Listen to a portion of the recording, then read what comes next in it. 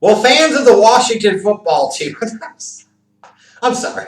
I gotta stop for a second. The Washington football team.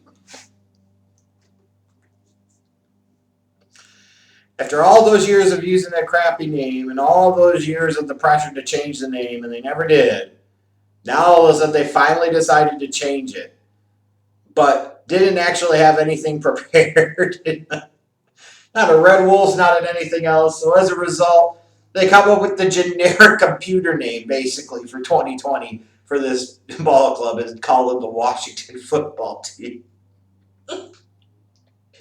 Now, all jokes aside, if they would have said the Washington football club, I'd have said, you know what, that kind of has an old school type of feel to it. You could say, well, that's kind of ripping off from soccer. Well, screw it.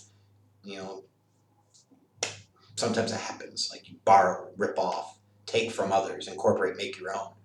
But actually, to me, like it would have been kind of cool in 2020 if you're going to do this. Call yourself the Washington Football Club. It has that kind of prestigious, old school type of feeling name to it, and I think it certainly is better when you're talking about moving merch. Like you could create a whole logo and everything. Like, how do you really do that with the Washington Football Team? All people are going to do is try and buy old Redskins merch. If you even have any old Skins fans that are even trying to buy some of this team's merch right now because they are a dumpster fire. Or at least they were. Although you could argue, when you got Daniel Snyder in charge, you remain a dumpster fire until said team is sold. And that is also true. 2019, though, if nothing else, represented the necessary change that was overdue, Jay Gruden being finally shown the door. You know, and to me, the second that he was trying to start Case Keenum instead of Dwayne Haskins, I don't care what anybody says about Haskins not being ready or this and that. Bottom line is that season was supposed to be all about that young man and his development. And sitting him on the bench while Case Keenum's stinking it up doesn't make any damn sense to me. Gruden got axed during the season, and he deserved to. And predictably, the rest of the season did not really go well. And unfortunately, that means sometimes you got to suffer in the short term to potentially gain and benefit in the long term. And if you're a Washington football team fan, you could at least I could catch myself from instinctively saying the other name this year and calling them the Washington football team. It's just really weird. I'm sorry. It's just odd. But out of that suck can come some new possibilities, some new beginnings, some new hope. You ended up, as a result, getting the number 2 overall pick, which may lead you to believe you're going to have a very good chance of landing an impact player, difference maker type of guy. And it meant that Jay Gruden was shown the door so he could bring in somebody to bring in a new way of thinking there for the Washington football team. And they did by going out and hiring Ron Rivera, formerly of the Carolina Panthers. And now some of you are going to say, hey, you know, the Panthers fired him before the end of the season. Is that the guy you really want to bring in? Look, here's what I know, is the Panthers enjoyed quite a bit of success under Ron Rivera during his time. During his time, Cam Newton developed into a quality NFL starting quarterback and a one-time league MVP. So there's a team in the Panthers that made the playoffs, I think it was 4 times, made it to the Super Bowl in that 15-1 season back in 2015. You know, so Ron Rivera comes in with some legit NFL head coaching credentials. And to be able to get a guy like that on the market, what would you rather had a Marvin freaking Lewis or somebody? Nah. You want somebody like a Ron Rivera. Because this guy has shown an ability to get the most out of his players. This guy has shown the ability to win games, and a lot of games at the National Football League level as a head coach. So when those guys come open and available, you have to pounce on them. And to the credit of Daniel Snyder and the whole Washington organization, they did just that. They finally traded away Trent Williams. You know, this kind of speaks to the whole level of incompetence of you fought against it. He didn't want to play there. You weren't going to play him. So why did you wait until the offseason to finally deal him? Maybe you could have dealt him during the season last year and got more back for him. Whatever the case might be, Trent Williams is finally gone. But at least you could say it's another distraction, another cloud over the organization that has since been lifted. They signed guys like Peyton Barber in free agency to add into the backfield mix. Brought back Kendall Fuller. If you remember, they traded him away a couple of years ago as part of the deal to bring in Alex Smith, who they did not have in 2019 because of that gruesome leg injury that he suffered midway through the 2018 season. Um, so, I wouldn't exactly say they lit the world on fire in terms of what they were doing here with free agency, but maybe that's okay. It was more surprising that they released both Darius Geis and Adrian Peterson. Probably not surprising they released Geis, especially with the off the field concern that was there. Again, this is just one of these things.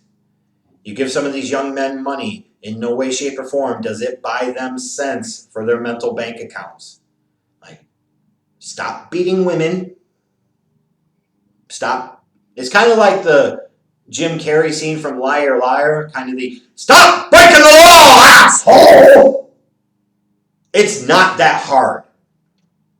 And you would think, in such a hyper-competitive environment, where so few people are actually able to realize that dream, that more of these guys would have a greater appreciation for the gift and blessing that they have brought in part upon themselves in their lives, that they wouldn't do stupid things. And yet, time after time after time, you find guys do stupid things. Adrian Peterson. But then the release of Adrian Peterson, admittedly, was a little bit of a surprise as well.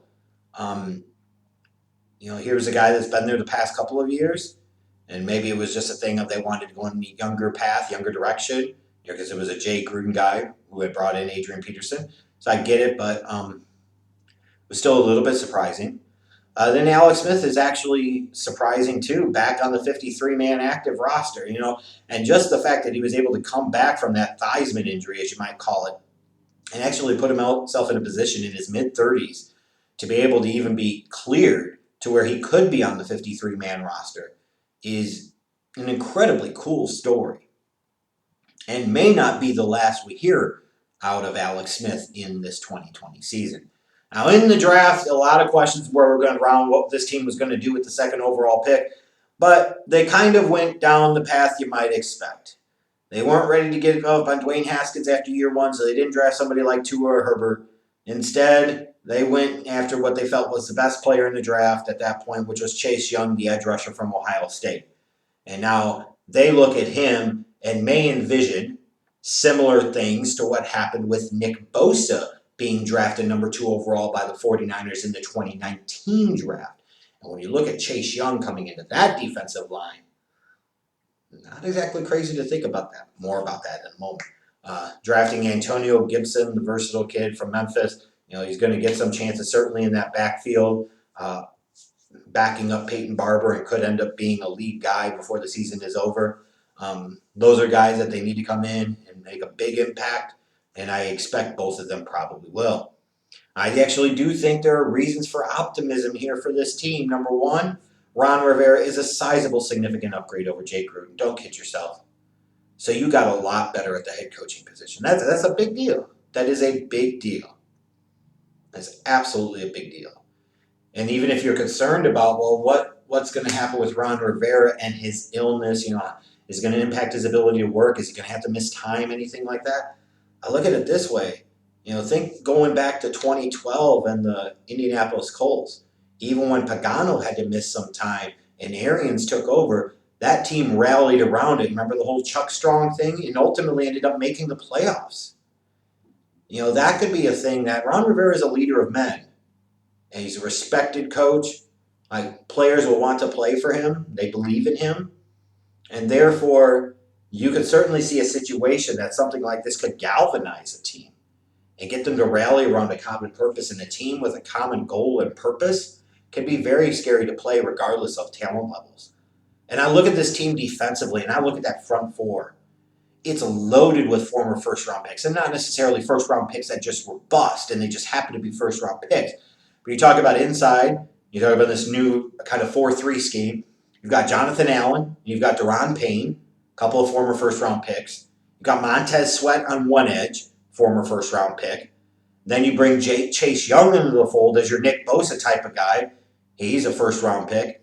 Which means, and I didn't even mention the other guy, Ryan Kerrigan, former first-round pick back in 2011, who's played a lot of good football for this Washington football team in this decade. He's not even starting. He'll be coming off the bench. He'll be part of a rotation. inside at tackle, not a former first-round pick, but still a guy that's played some good football in his career, Ioannidis, formerly from Temple. You're looking at a defensive line rotation that is legit 6 deep.